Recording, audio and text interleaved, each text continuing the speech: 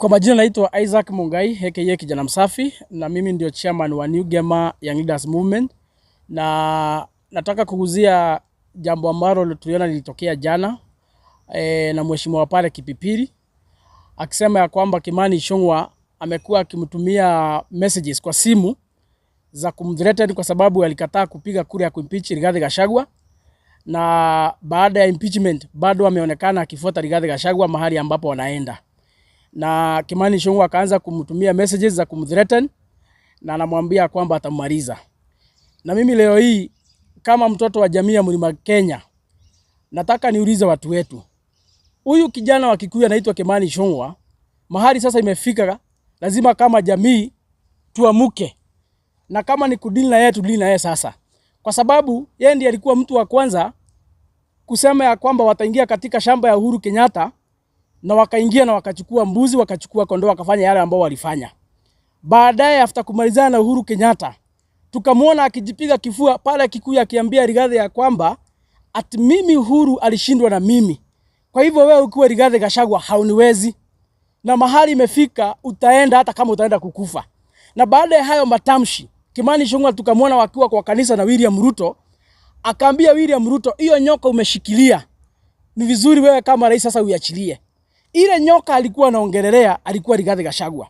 Na baadaye baada ya wiki mbili tukaona wakapeleka impeachment motion pale bungeni. Kimani Ichung'wah akamobilize wa bunge, akawapatia pesa, wakaweka kidole, motion ikaingia bungeni na wakafanya impeachment. Amehakikisha kwamba amemaliza Gachagua mpaka the last minute. Gachagua ameenda nyumbani. Baada ya hiyo hajatosheka. Tumemuona sasa ameanza kuthreaten na wabunge. Mbunge mama wa hapa Kipeperi, mbunge ambaye amechaguliwa mara 3 kama yeye, ameanza kumuzia uoga akimwambia kwamba atamaliza. Kwani huyu kijana amekuwa nini? Jamii ya Mlima Kenya sasa mahali imefika, hatuwezi kubalisha mtu mmoja ati yeye ndiye amesika kisu. Yule ambaye ameinuka katika jamii anakata.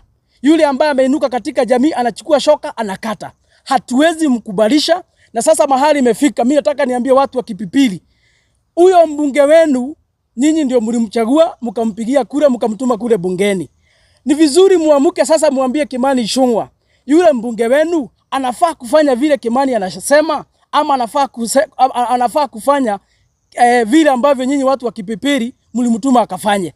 Ni vizuri muamuke mtuambie, kwa sababu hatuwezi achilia mtu mmoja ati sasa yeye ndiye amekuwa kifua yote juu amepatiwa kiti ya ujinga, ati sasa yeye ndiye leader of minority, leader of majority, kiti ya upuzi, kiti ya nyata haisaidii watu wa Mlima, kiti hata haisaidii watu wa Kikuyu. Sasa sababu amepatiwa kiti hapo, ako na gari 3 zinamuongoza hapo na maaskari, sasa ameinua kifua, yeye ndiye mkubwa wa Kenya mzima, hata hakuna mtu anaweza hawapi hata Mungu. Anaona wale watu wengine ni kama takataka. Hatuwezi mkubalisha. Na mahali imefika, hata kama ametairi, hakutairi mara 2, tukitairi mara 1, ametairiwa mara 1 kama sisi. Hatuwezi mkubalisha. Juzi tumeona sasa wameanza kuthreaten Gachagua ati hata kwa kanisa haezi ingia. Juzi jana akielekea kwa kanisa wanamtumia maaskari, sijui wanamtumia Subaru, wanataka kumsimamisha kuingia kwa kanisa. Wamemfuata mpaka kwa boma yake, wanataka sasa kumnyima amani, mpaka zile rights ambazo wamepatiwa free na Mungu za kwenda kwa kanisa wanataka kumnyima. Hatuwezi kubalisha. Na sasa mahali imefika, kama jamii ya Mlima Kenya hatuwezi kubalisha mtu mmoja ndiye atakuwa anamaliza kila mtu. Baada ya kumaliza kutumia huyu mama wa Kipeperi messages za kumthreaten, ameanza kuingilia Ndindi Nyoro. Wale ambao mmekuwa mkifuata proceedings za bunge, I think last week alikuwa anaongelea mtu anaitwa Ndindi Nyoro, kwa sababu sijui yeye ndiye chairman wa kamati ya budget. Anatafuta mbinu na namna vile ambavyo atakoroga maneno, atumie William Ruto, ndio William Ruto atumie watu wake pale bungeni, kijana kama Ndindi Nyoro atolewe kwa kiti. Jamii ya Mlima Kenya, mimi nawauliza, ni vipi mtu mmoja atamaliza Uhuru Kenyatta, amalize Rigathi Gachagua, amalize mbunge wa Kipipiri, amalize mpaka Ndindi Nyoro? Yule kijana juzi hapa wamefanya siasa na yeye hapa za Kenya Kwanza.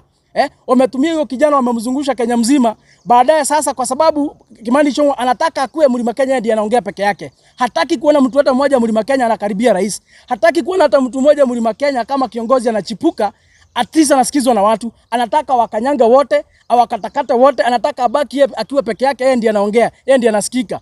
Hatutakubalisha. Kama jamii ya Mlima Kenya mimi nilikuwa kama kiongozi wa New Gema, nimejitokeza kusema ya kwamba watu wetu sasa ni wakati umefika tuamuke, tukatae. Mtu mmoja kijana mdogo hapa Kikuyu bwana amechaguliwa mara 3. Huyo kijana ni mdogo sana, akihangaisha hawa watu wote. Jamii mzima haiwezi pata amani kwa sababu ya mtu mmoja. Hiyo hatuwezi kubalisha. Na hata kama wako na njama, wanapanga kutoa Ndindi Nyoro kwa kiti, sisi hatuna shida, mtoeni hata mkitaka. Hii serikali yenu imebakisha miaka 2, baadaye tunaituma kuzimu kwa sababu hii ni serikali hata ni ya shetani. Hata wahubiri wameanza kusema, walikuwa wanafikiria ni serikali ya Mungu, lakini mahali imefika ni serikali ya vita, serikali ya fitina, serikali ya mashetani. Na ni vibaya sana. Mimi niambie wachungaji wa kutoka Mlima Kenya, if you really care for the land of this mountain, tafadhali msikubalishe Kimani Ichung'wah na hawa wakora wa Kenya Kwanza kuingia kwa makanisa, kwa sababu hizi jamaa zote wamekuwa wakipanga, wanaongeaga kwa kanisa. Siku buzi za Uhuru Kenyatta zinakuja kukuliwa hapa kwa shamba yake, mahaya matamshi waliongea wakiwa kwa kanisa, wakasema ya kwamba watavamia shamba ya Uhuru Kenyatta. Juzi wakati wamepeleka impeachment motion ya kutoa Rigathi Gachagua, hiyo matamshi mara ya kwanza ilisemewa kwa kanisa. Wakasema sijui hiyo nyoka umeshikilia wewe kama rais iachilie. Haya matamshi ya kuandamiza na kuangaisha viongozi, haya matamshi yamekuwa yakifanywa kwa kanisa. Ni vizuri wachungaji sasa mahali imefika, hata nyinyi mkatae. Watu wakikuja kwa kanisa wasiwapatiwe microphone. Wasipatiwe microphone. Wakikuja kwa mazishi wasikubalishwa kuongea. Wakikuja kwa matanga watu wasiongee. Wakikuja kwa harambee watu wasiongee. Mtu wa mwisho nataka kuongelesha ni rais wa Jamhuri ya Kenya. Jana nimeona akisema ya kwamba mahali sasa imefika, zile siasa zilikuwa za marumbano, za mirengo, sasa wamemaliza. Hiyo miaka 2 imebaki, watafanya kazi. Yule mtu alikuwa anaongelelea ni Rigathi Gachagua. Na ni sawa rais, sisi hatuna shida. Umemalizana na Rigathi Gachagua, vile ulikuwa unataka kumtoa kwa kiti, umemtoa kwa kiti. Ni sawa, hatuna shida. Lakini sasa vile ulikuwa umenyamaza wakati impeachment ilikuwa inaendelea, hata saa hii wacha kumfuatilisha maneno. Vile ulikuwa unanyamaza akisurutishwa kule bungeni, akisurutishwa kule Senate, si ulikuwa umenyamaza rais? Hata saa hii nyamaza hivyo. Wacha kudanganya watu kule Western ati Rigathi Gachagua ndiye alikuwa anazuia usifanye maendeleo. Wacha kudanganya wa Kenya ati Rigathi Gachagua kwa serikali ndiye alikuwa anazuia bei ya petroli iende chini. Ati ndiye alikuwa anazuia gharama ya maisha irudi chini. Ati ndiye alikuwa anazuia zile barabara zote Uhuru Kenyatta alianzisha zikamilike. Wacha kudanganya wa Kenya, hakuna mradi hata moja Rigathi Gachagua akiwa kama naibu wako alikuwa anazuia kufanya. So wacha excuse. Kama umeshindwa na kuendesha taifa la Kenya, ambia wa Kenya wazi. Na ikifika 2027 jiuzuru kama wale marais wengine, kama Joe Biden jiuzuru, useme hautapigania kiti tena, enda nyumbani. Nchi ya Kenya tuko na viongozi wengi, wamama wa taifa la Kenya wamezaa watoto wengi ambao wako na maarifa, wako na umaarufu, wanaweza ongoza taifa la Kenya. Tunakusihi na tunakuomba ukuwa kama rais. Kitu ya mwisho, tuko na uhuru kikatiba watu wa Kenya kupatiana their opinion. Hii mambo ya kupangia watu njama kila siku, fulani ameshikwa, fulani ameshikwa, fulani ameshikwa, wanatumiwa maaskari, wanahangaishwa kwa sababu ya kuongea ukweli. Hilo jambo wewe mwenyewe wakati ulikuwa naomba kura huku kirukaruka, ulituambia kwamba serikali yako haitatumia maaskari kupanga mambo ya siasa.